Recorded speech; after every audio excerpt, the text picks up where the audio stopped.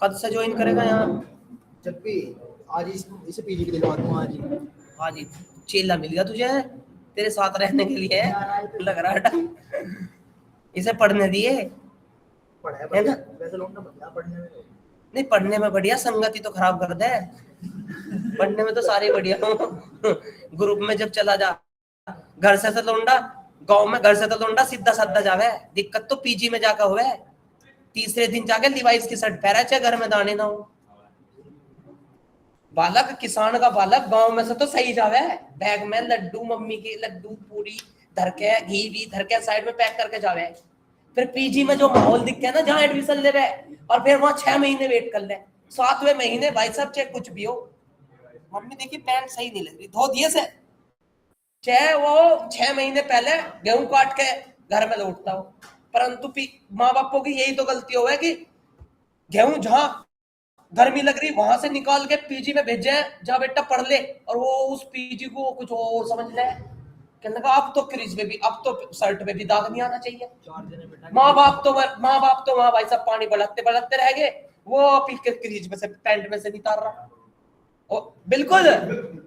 और सुन ले, घर के पैसों से चलो पढ़ लो, और डोले बना रहे वहां, जिम ठीक नहीं लग रही यार, सेट बढ़िया नहीं लग रहे, घर को के सेट निकल गए, यहाँ सेट अपने पैसे से करना जिम। मैं बताऊंगा तू अपने पैसे से कितने जिम करा, 1000 रुपए भी दे के दिखा दे उसको, और भी मैं वहाँ 4 जनों को बिठा के बता तो रहा। गलती माँ बाप की यही तो होगी, वो वे ये कह रहे हैं कि भैया जो रूढ़ कूट हम कूट रहे ना, वो हमारे बालक ना कूटे, वो पीजी में जाकर डाल दे। ओ ये तो बदमाश बनने आया अपने आप को, भाईचारा ऑन द टॉप। सही कह रहा, गलत? सही बिल्कुल है, गलत हो सका है। नया फोन ले लिया, नया कहाँ लिया यार, मोटा पैसा आ गया तो नया फोन कर लो, आज ले लो, कर ले लो, और क्या पैसा कमाया यार, इतनी बात मेहनत कर रहा हमारा बापू भी, माँ भी और भैया भी आज खेती में टंकी लेके फिर रहे, समझ रहा ना? समझ गया? चल तो इस भाई को क्यूआर कोड का फोटो खींच ला नीचे से। कौन से वाले का? जो रिसेप्शन पे है। रिसेप्शन वाले पे? नहीं मैडम, बेटे शिवानी मैडम वाले। शिवानी मैम, हाँ नहीं इसमें ना जाने के, तुम अपना दे दो, अपना नहीं दे करते। चल मैं अभी कर रहा, बैठा सब। देखो आज मैं आपको ना कंस्ट्रक्टर बताने जा रहा हूं। कल मैंने थ्योरी दिखवाई थी कंस्ट्रक्टर की, दिखवाई थी कंस्ट्रक्टर की थ्योरी दिखवाई थी। सुनो ध्यान से भाई रे, कंस्ट्रक्टर जो होता है ऑब्जेक्ट ओरिएंटेड प्रोग्रामिंग बनाता है।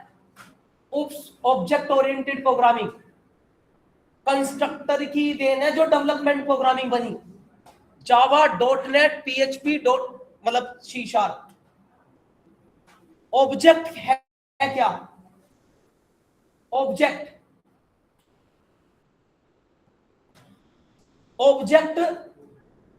कंस्ट्रक्टर से बनी, कंस्ट्रक्टर के बना हुआ पार्ट है ऑब्जेक्ट ओरिएंटेड प्रोग्रामिंग सिस्टम।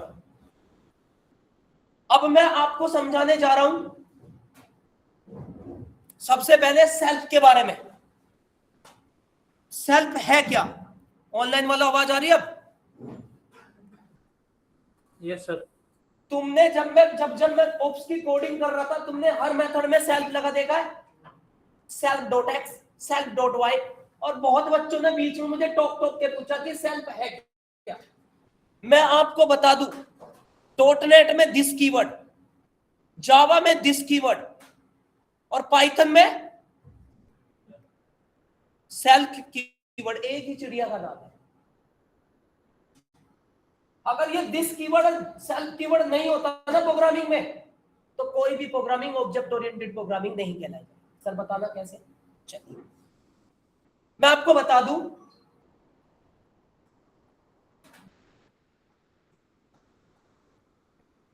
जब मैं क्लास बनाता हूं तब उप्स कहता है जब जब मैं क्लास बनाता हूं तब तब उप्स कहता है अगर तुमने अपना कंस्ट्रक्टर नहीं बनाया तो उस क्लास का बाय डिफॉल्ट कंस्ट्रक्टर बनेगा। नहीं समझे आप? कुछ समझ में आ रही मेरी बात? तुमने एक क्लास बनाई, क्लास का नाम दिया तुमने वन या रामा सामा,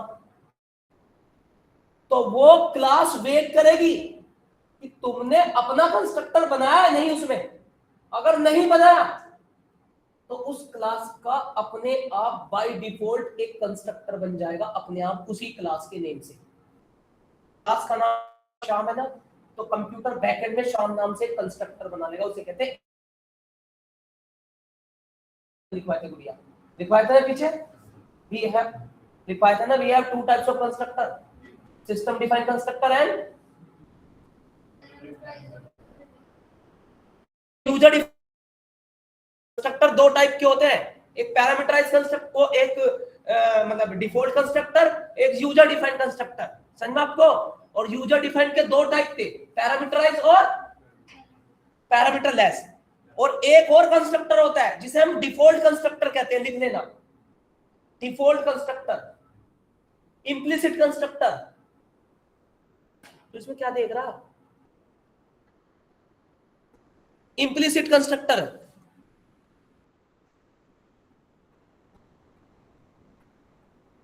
इंप्लिसिट कंस्ट्रक्टर, डिफॉल्ट कंस्ट्रक्टर, अपने आप बनने वाला कंस्ट्रक्टर। ठीक है?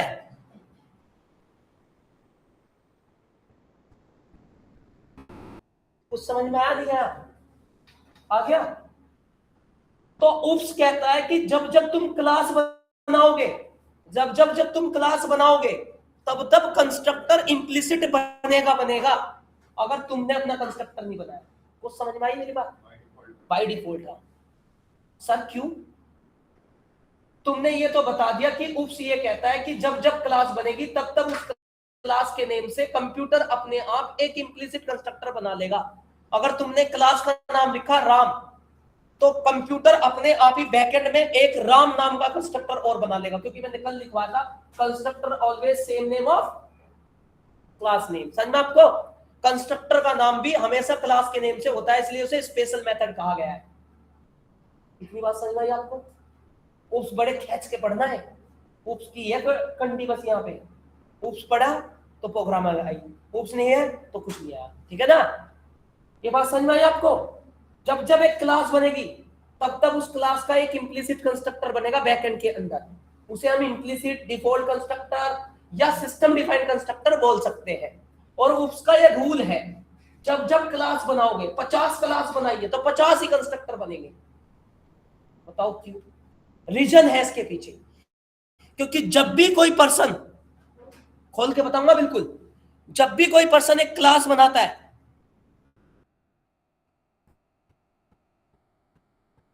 उस क्लास का ऑब्जेक्ट जरूर बनाएगा, है ना? तुम्हें पता है ना, अगर क्लास बनी है तो उस क्लास के अंदर के मेथड को कॉल करने के लिए या उस क्लास के अंदर के अड़गम सड़गम को कॉल करने के लिए क्लास का ऑब्जेक्ट की जरूरत है। इतने कॉल कर ही नहीं सकता, क्लास के अंदर के मेंबर डायरेक्ट कॉल हो नहीं सकते बिना ऑब्जेक्ट के। कुछ समझ में आ रहा है? मैं आपको पहले से समझाता रहा, उसके अंदर जो भी चीज क्लास के अंदर चली गई वो क्लास के ऑब्जेक्ट से कॉल होगी, अदरवाइज डायरेक्ट कॉल नहीं हो सकती। समझ गया? तो उसने ये चीज पहले डिफाइन करके चला है। जैसे मामा शकुनी जो है ना, पहले से महाभारत के ऊपर षड्यंत्र रच के चले थे। समझ में आपको? कि भाई कंस्ट्रक्ट, अगर उप्स बनेगा तो कंस्ट्रक्टर बनाएगा, और कंस्ट्रक्टर के अंदर सबसे बड़ी रीजन है कि जब जब एक क्लास बनेगी तब तब उस क्लास का एक इंप्लिसिट कंस्ट्रक्टर बनेगा, ताकि सामने वाला पर्सन उस क्लास को कॉल कर सके, मतलब उस क्लास के अंदर के मेथड को कॉल कर सके। और उस क्लास के अंदर के मेथड को कॉल करने के लिए उस क्लास का उसको क्या बनाना पड़ेगा? ऑब्जेक्ट बनाना पड़ेगा। तुम्हें पता है ऑब्जेक्ट कहां से बन रहा है? ऑब्जेक्ट कौन बना रहा है? ऑब्जेक्ट कौन बना के दे रहा है? कंस्ट्रक्टर। भाई रे, ये अगर आप बना रहे हो ना, यही तो ऑब्जेक्ट है, यही तो ऑब्जेक्ट है। ये क्लास का नाम है ना, ये क्लास का नाम नहीं है। अगर ये क्लास का नाम होता तो उसका क्या पैरेंथेसिस ना होता, यानी कि ये कोई मेथड कॉल हो रहा है, ये कोई मेथड। तुम एक बात बताओ, तुमने एक मेथड बनाया, क्या? टैफ 1 मेथड नहीं, फंक्शन बना दिया और इसमें रिटर्न कर दिया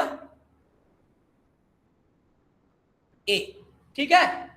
अब तुम इस फंक्शन को कॉल करना कैसे कॉल करोगे बताओ, ऐसी तो। अब वो फंक्शन कोई वैल्यू रिटर्न कर रहा था, उससे आने वाले आउटपुट को तुम ऐसे तो लोगे यार। ये ऐसी फील नहीं दे रहा जैसे क्लास 1 का ऑब्जेक्ट बना दिया हो, जबकि यहां तो मैं फंक्शन कॉल कर रहा। कुछ समझ में आ रहा मैं क्या कह रहा हूं? यहां मैंने फंक्शन कॉल किया है और यहां साइड में क्लास बना दूं 1। इसे कॉल करने के लिए मैं क्या करूंगा? ये दोनों सेम से नहीं नजर आ रहे? मैं इसको ऑब्जेक्ट कहूं या इसको ऑब्जेक्ट कहूं? अरे मेरे भाई ये बिल्कुल सही है। एक रिटर्न टाइप फंक्शन ऐसी कॉल होगा, पहले से करता है। फंक्शन को कॉल किया, इससे आने वाले आउटपुट को किसी पी वैल्यू बन गई है, याद है ना return type function.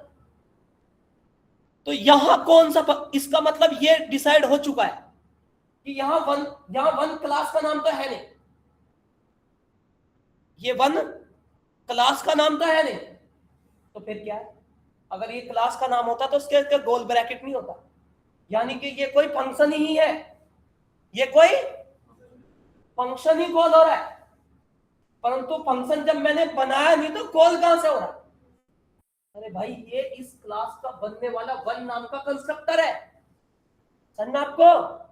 Constructor is a special method of your class. आपने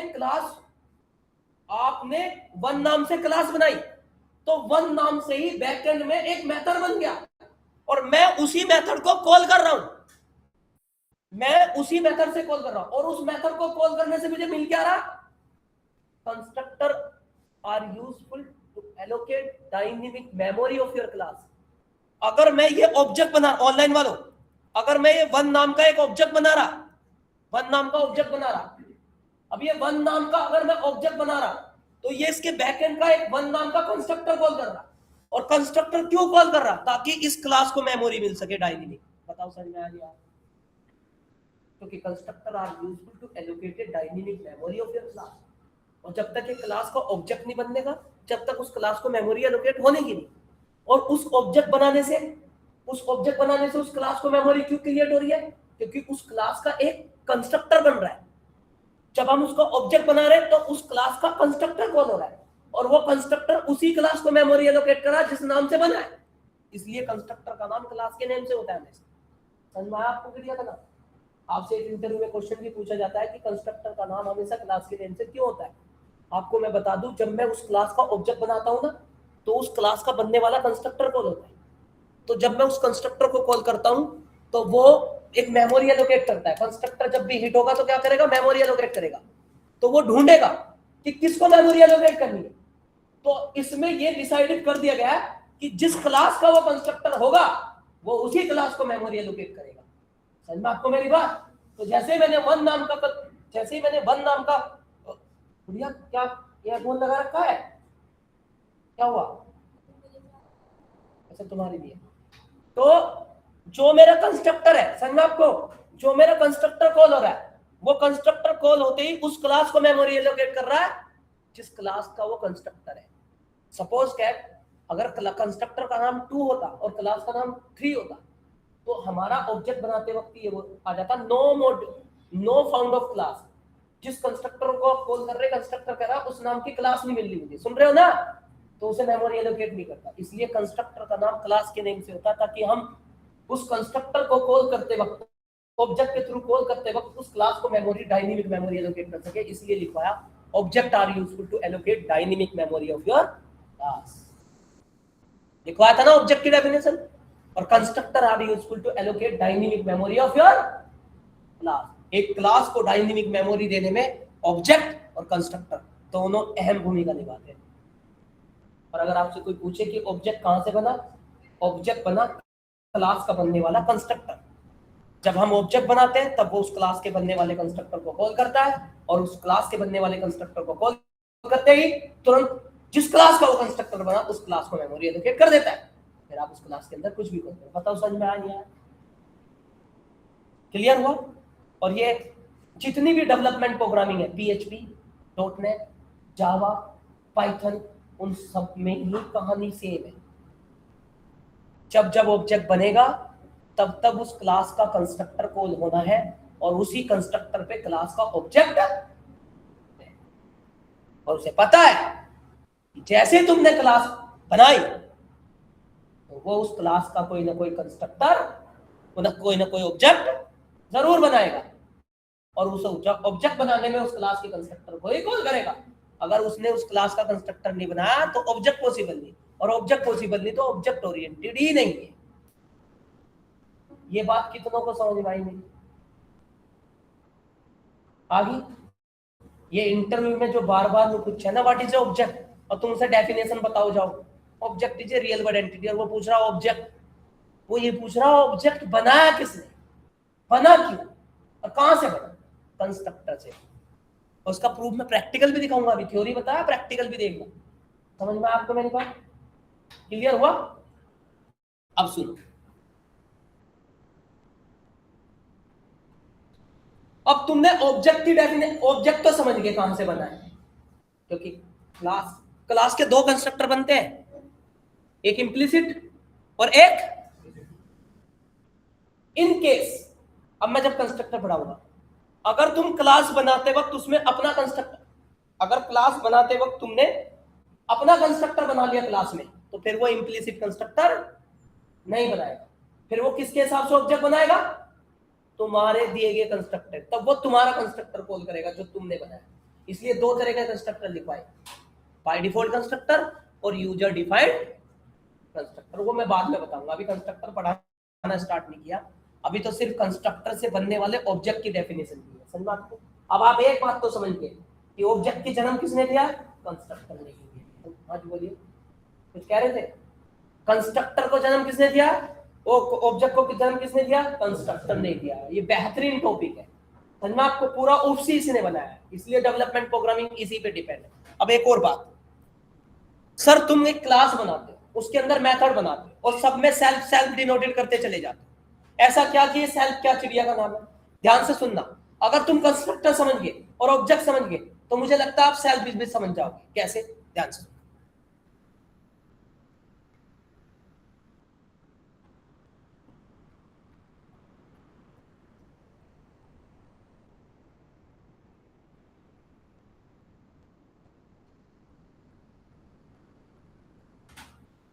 ये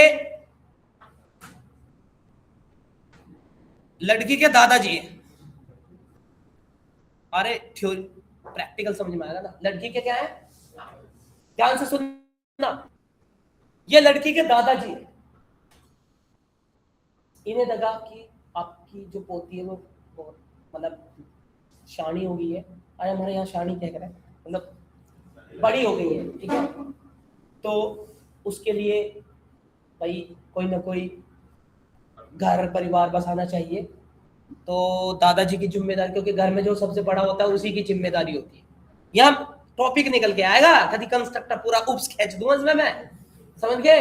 हाँ, तो उनकी जिम्मेदारी है कि भाई, क्योंकि घर जब अगर घर में दादाजी हैं तो घर जो लड़की का पिता है वो थोड़ी अपने ऊपर होकर कह देगा उनको नहीं दादाजी को अलग करो, हम पहले देखेंगे, है ना?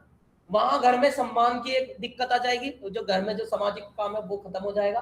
अगर बाप उठ के बात कर रहा है, भले बाप ही करे, परंतु दादाजी से अपने बाप से जरूर पूछेगा कि मैं अब कैसे करूं कैसे करूं, डिसीजन उन्हीं से लेगा, क्योंकि वो सम्मान होता है, तुम्हें पता है।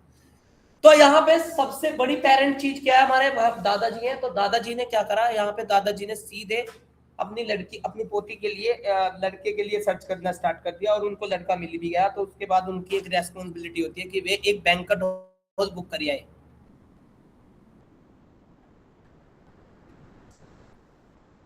एड्रेस है H43, ठीक है? मतलब वो अपनी लड़की के लिए जहां पे मतलब शादी होगी, बैंक्वेट हॉल होगा, वहां पे दादाजी अपनी लड़की के लिए बैंक्वेट हॉल बुक करी है जिसका एड्रेस है H43, राइट? इतनी बात समझ में आई आपको? अब वो H43 एड्रेस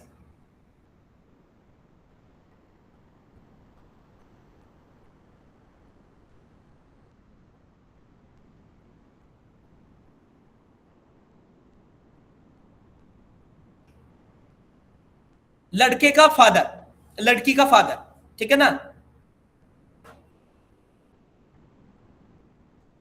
ये लड़के का फादर है। अब ये एड्रेस दादाजी ने आके अपने लड़के को बता दिया कि देख भाई, मैं इस बैंक्वेट हॉल को लड़की के लिए बुक करिए। ये एड्रेस किसके पास पहुंच गया? मतलब जो भी काम करेंगे दादाजी, वो अपने लड़के को तो जरूर बताएंगे ना, ऐसे ऐसे करिए। तो बैंक्वेट हॉल बुक करिए, और बैंक्वेट हॉल बुक करने के बाद उसने अपने फादर को, अपने लड़के को ये चीजें एड्रेस दे दी। अब ये एड्रेस लड़के को देने के बाद, ध्यान से सुनना, बहुत बढ़िया स्टोरी है। इसका जो लड़का है, लड़की का भाई, लड़की का भाई,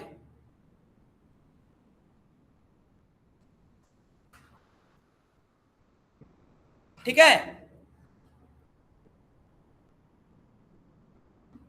ये लड़की का भाई है, ठीक है।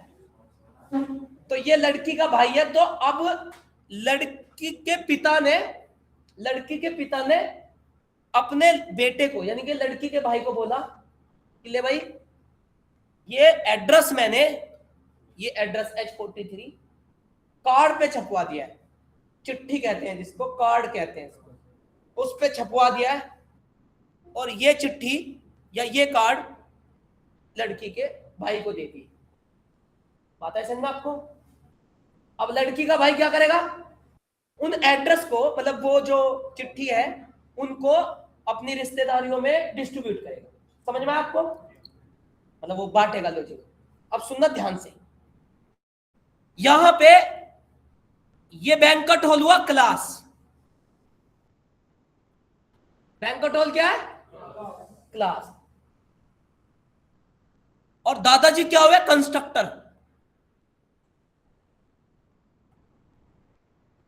दादाजी क्या हुए? कंस्ट्रक्टर। दादाजी ने, यानी कि कंस्ट्रक्टर ने एक मेमोरी एलोकेट करी। किसको? क्लास को। ये, और उस मेमोरी का एक एड्रेस है H43। सुन रहे हो ना? कंस्ट्रक्टर ने क्लास को एक मेमोरी एलोकेट करी, और उस मेमोरी का एक एड्रेस है H43, राइट। अब वो एड्रेस, कंस्ट्रक्टर ने मेमोरी एलोकेट करी, उस क्लास को मेमोरी एलोकेट हो गई, उस क्लास का एड्रेस किसको पास पहुंचा? लड़की के फादर को। तो यहां लड़की का फादर क्या हुआ? के। क्लास का ऑब्जेक्ट ये, एक minute,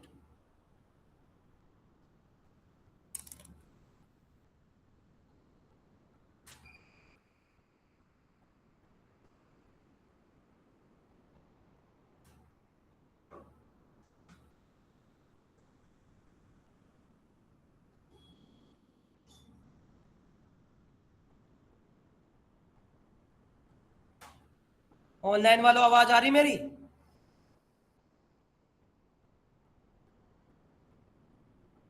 online students? Yes sir, आ रही है सर, आ रही है। ये ले, ये बन गई क्लास, ठीक है। ये बन गई क्लास, इसमें एक वैल्यू होगी। ये तो करते आए आप।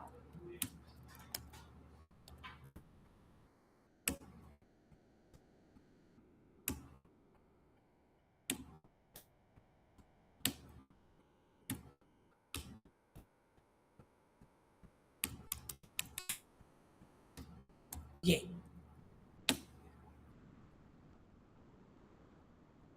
इस क्लास को, ये कंस्ट्रक्टर कॉल हो गया ना? मैं क्या कह रहा हूं, इस क्लास को मेमोरी किसने दी? कंस्ट्रक्टर। कंस्ट्रक्टर यहां दादाजी है, जिसने इस क्लास को एक मेमोरी एलोकेट कर ली। उस मेमोरी का एक एड्रेस है, उस एड्रेस को उसने किसको दे दिया? के। किसको दे दिया? के। ये इंस्टेंस होता है उस क्लास का, रेफरेंस कुछ भी ले लेना अक्सर, ठीक है। तो ये एड्रेस किसके पास है? दिखाऊं? इस क्लास का आईडी ऑफ H। जितनी बार आप रन करोगे उतनी बार डायनेमिक एड्रेस, जितनी बार कंस्ट्रक्टर कॉल हो रहा, वो उतनी बार उसे नई मेमोरी एलोकेट कर रहा और उसे नया एड्रेस मिल रहा। समझ में आपको? इसलिए कहा object are useful to allocated dynamic memory of your class. एक फिक्स एड्रेस नहीं लेता हूं, जितनी बार उसे क्लिक करोगे उतनी बार कंस्ट्रक्टर कॉल हो रहा है, कंस्ट्रक्टर उसे क्लास को मेमोरी एलोकेट कर रहा है और उसका एड्रेस एच को आ रहा है और मैं उस एड्रेस को प्रिंट कर रहा हूं। सुन रहे हो ना? तो तुम्हें कंस्ट्रक्टर मतलब दादाजी ने तो मेमोरी एलोकेट करी और उसी मेमोरी का एड्रेस बना और वो एड्रेस किसको दिया गया? के को, एच को। और एच यहां क्या है? लड़की का फादर है। अब क्या होगा? क्लास की जो मेमोरी एलोकेट की है उसका एड्रेस किसके पास पहुंच गया? लड़की के फादर के पास, यानी कि एच के पास। अब एच ने किसको दे दिया? वो एड्रेस कार्ड पे छपवा दिया, यहां होगी जी। और वो एड्रेस, मेमोरी एड्रेस कार्ड पे छपवा के उन लोगों को रजिस्टर करवा दिया, उन लोगों को डिस्ट्रीब्यूट करा दिया जो उस शादी के क्या होंगे? मेंबर होंगे। समझ में आपको? Valid person. जिन घरों में वो चिट्ठी जाएगी, जिन घरों में वो एड्रेस जाएगा, वही हमारे बैंक्वेट हॉल में या क्लास में या मतलब बैंक्वेट हॉल में वैलिड होंगे। समझ में आपको मेरी बात? तो ये कार्ड लड़की के भाई को दे दिया। लड़की का भाई क्या है? सेल्फ। लड़की का भाई यहां सेल्फ है जो उस क्लास के एड्रेस को डिस्ट्रीब्यूट कर रहा है। किनको? जो उस क्लास के मेंबर होंगे। नहीं समझ में आपको मेरी बात? जो उस क्लास के मेंबर कहलाए जाएंगे। अगर वो कार्ड जिस पर्सन के पास नहीं होगा तो वो हमारी नजरों में उस क्लास मतलब उस बैंक्वेट हॉल का यानी कि उस क्लास का मेंबर नहीं कहलाया जाता, क्योंकि हमने एक पर्सन एड्रेस डिस्ट्रीब्यूट करने के लिए ही लगाया था जो पर्सन हमारी क्लास के अंदर यानी कि वैलिड होंगे। तो तुम खुद समझ गए होंगे कि इस क्लास के अंदर जिन पर्सनों के आगे सेल्फ लग गया वही उस क्लास के मेंबर होंगे। नहीं समझना आपको? मतलब इस क्लास के अंदर तुम कुछ भी करो, कितने ही मेथड बनाओ, कितने ही वेरिएबल दो, जिस वेरिएबल के आगे सेल्फ और जिस मेथड में सेल्फ आ गया वो ही उस क्लास का क्या होगा? मेंबर कहलाया जाएगा। यानी कि क्लास उसी मेंबर को एक्सेप्ट करेगी जिसके आगे सेल्फ लगा होगा। अगर जिसके आगे सेल्फ नहीं लगा, क्लास उस मेंबर को नॉट डिफाइंड कह देगी। चलो मैं इसका एग्जांपल दे दूं। इस एक्स के आगे सेल्फ हटा दूं, तुम्हारी नजरों में ये एक्स क्लास का मेंबर है, परंतु क्लास की नजरों में ये क्लास का मेंबर नहीं है, क्योंकि इसके पास इस क्लास का बनने वाला एड्रेस नहीं है जो कि सेल्फ डिस्ट्रीब्यूट करेगा। समझ में आपको? और आप जब भी फंक्शन कॉल करोगे तो वो एक एरर देगा और वो एरर आपको x is not defined, class ने सीधे बाहर फेंक दिया है कि मैं नहीं जानता x को क्या है, जबकि x तो उसमें डिक्लेयर है, यूज भी किया है, फिर भी x को नॉट डिफाइंड बोल रहा है। क्यों बोल रहा है? क्योंकि x के पास जो एड्रेस है, जो इस क्लास का मेमोरी एड्रेस है, वो x के पास नहीं है और वो उसने उस एड्रेस को डिस्ट्रीब्यूट करने के लिए सेल्फ को रेस्पॉन्सिबिलिटी दे रखी है कि मेरी क्लास में जो भी कुछ खिचड़ी पकाएगा बंदा, पहले उसको इस क्लास के लिए वैलिड जरूर करना। समझ में आपको? और जब भी मैं इस क्लास के अंदर कोई भी लॉजिक या कोई भी मेथड या कोई भी ऑपरेशन लगाता हूं तो सबसे पहले मैं मेथड और वेरिएबल के आगे सेल्फ जरूर लगाता हूं, ताकि उस क्लास को पता लग जाए कि भाई मैं तुम्हारी ही क्लास के मेंबर से ही ऑपरेशन एग्जीक्यूट करा रहा हूं। बिल्कुल समझ में आया? मेथड मेंबर नहीं है वो। बताओ समझ में आया नहीं आया? आया समझ में? कंस्ट्रक्टर ने बनाया ऑब्जेक्ट यानी कि मेमोरी एलोकेट की। कंस्ट्रक्टर ने क्लास को मेमोरी एलोकेट करी, वो मेमोरी एड्रेस एच को पहुंचा और एच ने वो एड्रेस सेल्फ को दिया और सेल्फ ने वो एड्रेस क्लास में डिक्लेयर किए गए मेंबर को डिस्ट्रीब्यूट किया, ताकि ये कंफर्म हो जाए कि ये इस तुम्हारी ही क्लास के मेंबर है, इंस्टेंस। समझ में आपको?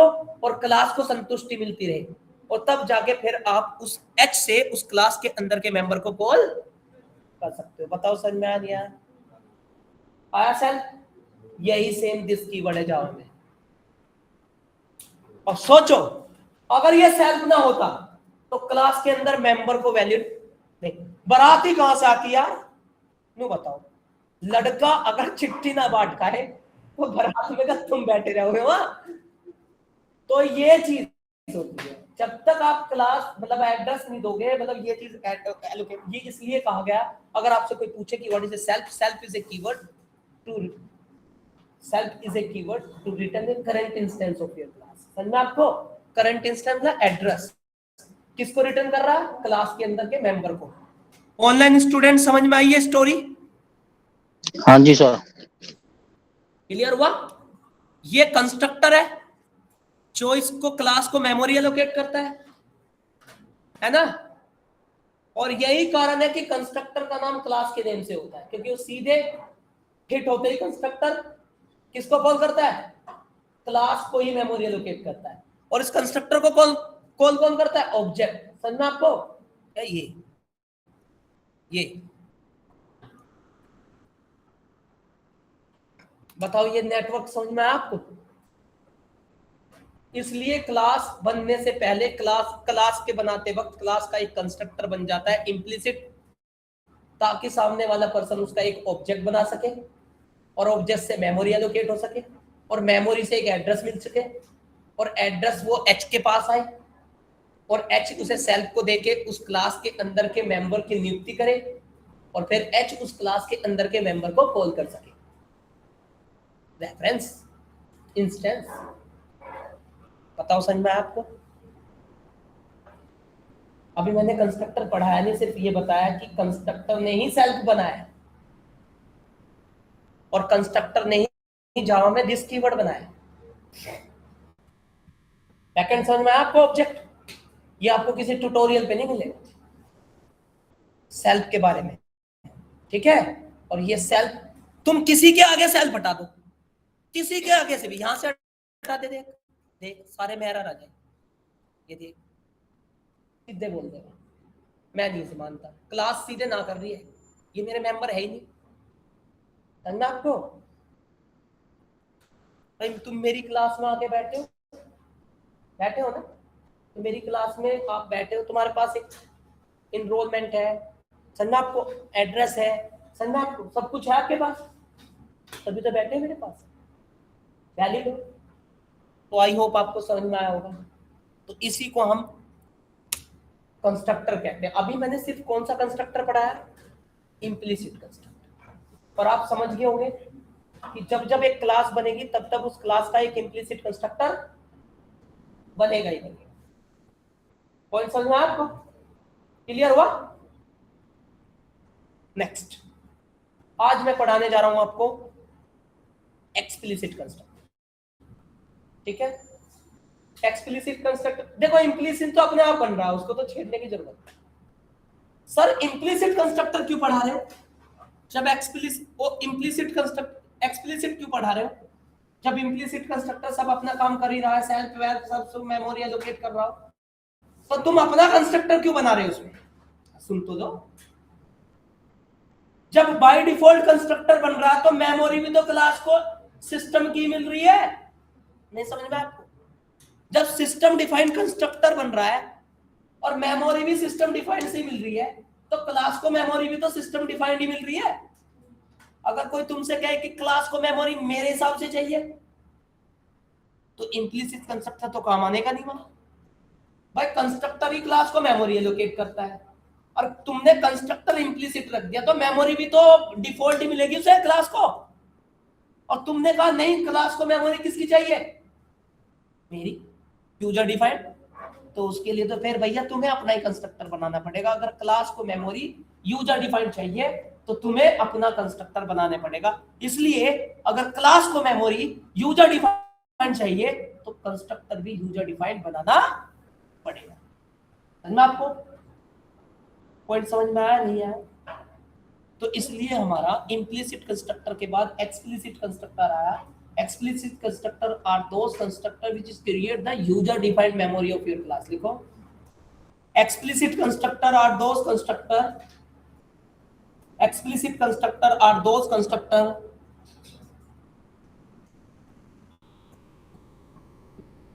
explicit constructor are those constructor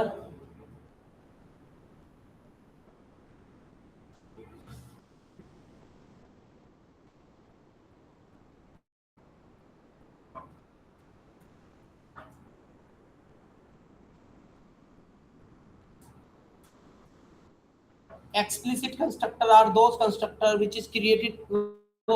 Explicit constructor are those constructor which is create the user defined memory of your class, which is created the user defined memory of your class.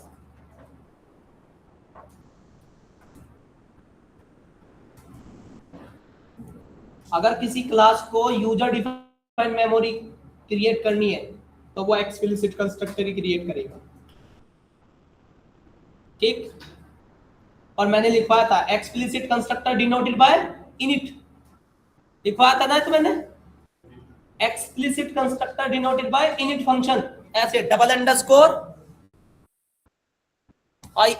INIT double underscore ये। अरे online वालों मेरी आवाज आ रही, तुम तो चुप से बैठ रहे यार, आवाज आ रही भाई मेरी आपको? Yes sir. Yes sir. चलिए अब सुन लीजिए, क्लास को यूजर डिफाइंड मेमोरी क्यों चाहिए, खुद देखना। क्लास को यूजर डिफाइंड मेमोरी क्यों चाहिए, देखिए अब हमने एक क्लास बनाई, इस क्लास का नाम EMP रखा, the class name is EMP, ठीक है।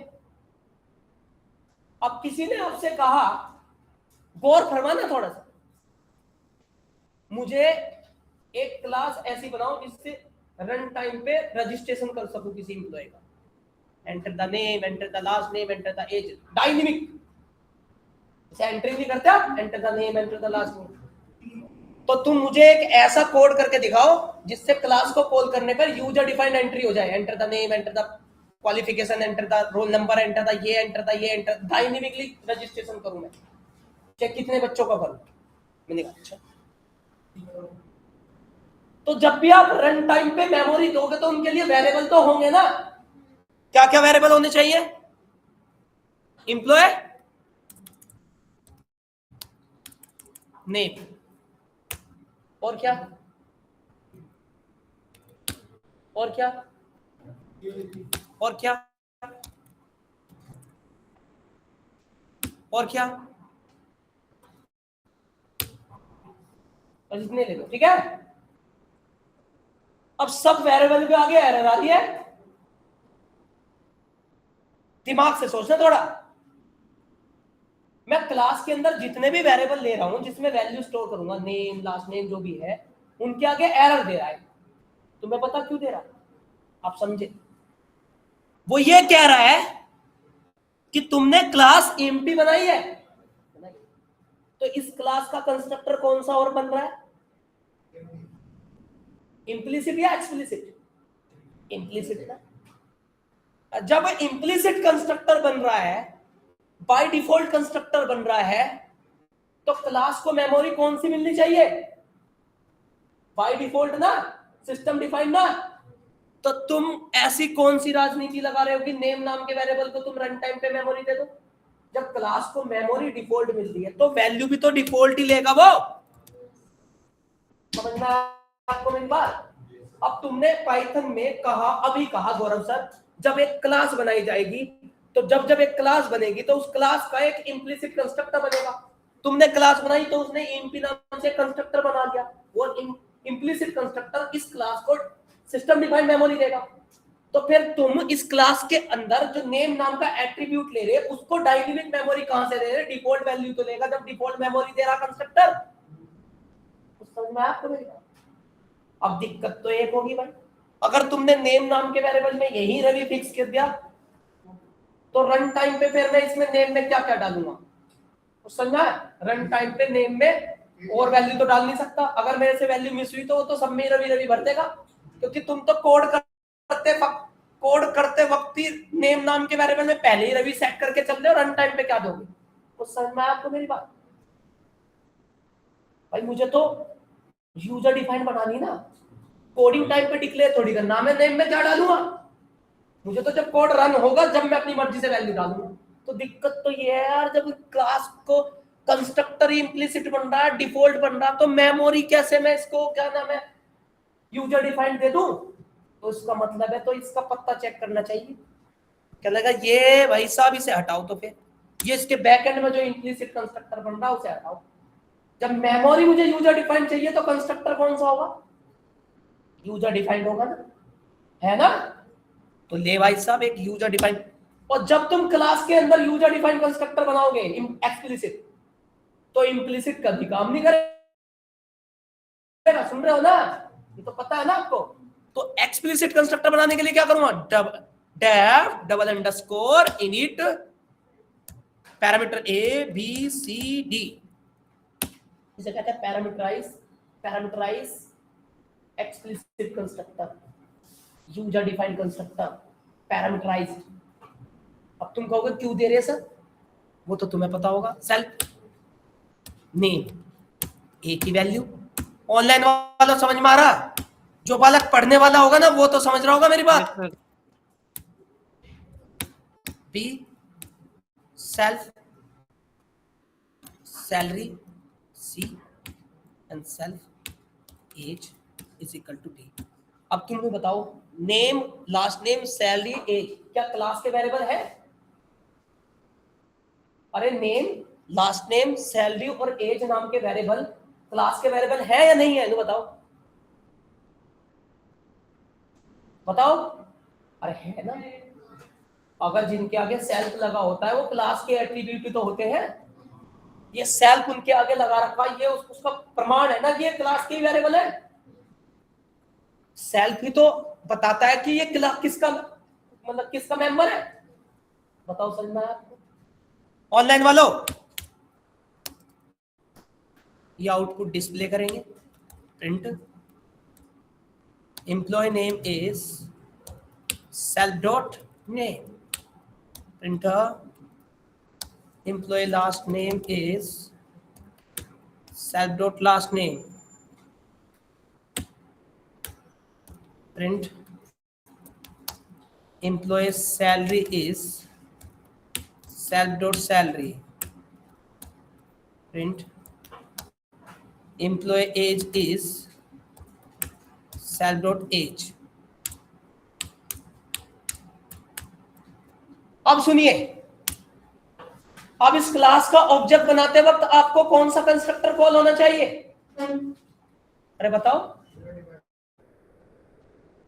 ये देख, दूध का दूध और पानी का पानी। ये देख, अब तो कंफर्म हो गया है कंस्ट्रक्टर कॉल करता है। बताइए मुझसे ए बी सी डी की वैल्यू क्यों मांग रहा? ए बी सी डी कहां डिक्लेयर है? कंस्ट्रक्टर में ना। तो ये किसको कॉल करवा रहा है?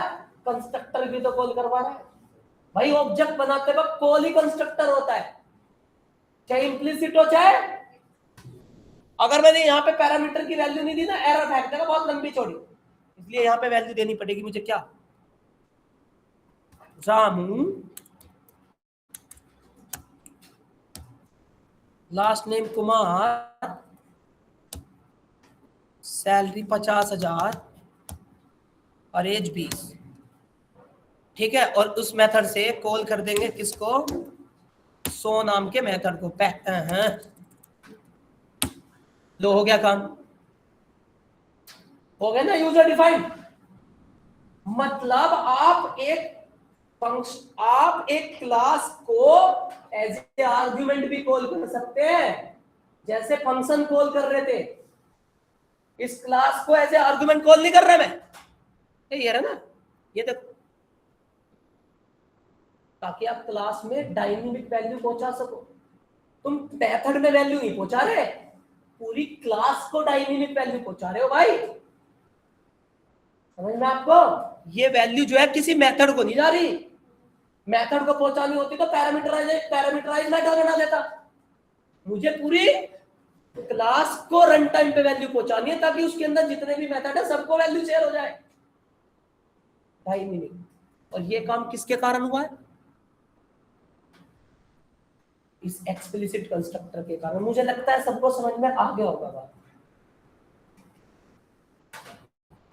गाड़ी चली थी नोएडा से और पहुंच गई भीमताल। समझ गए आप मेरी बात? नैनीताल भीमताल ऑनलाइन स्टूडेंट्स हाथ उठाना, कितनों को समझ में आ गई है कहानी मेरी?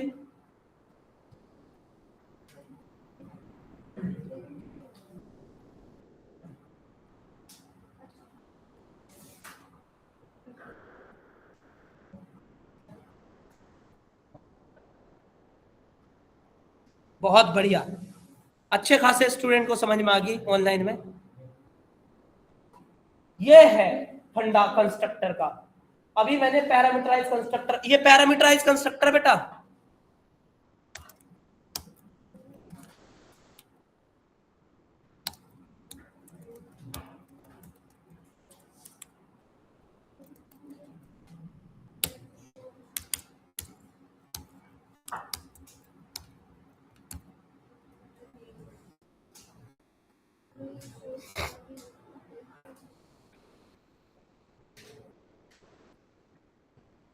ठीक है भाई।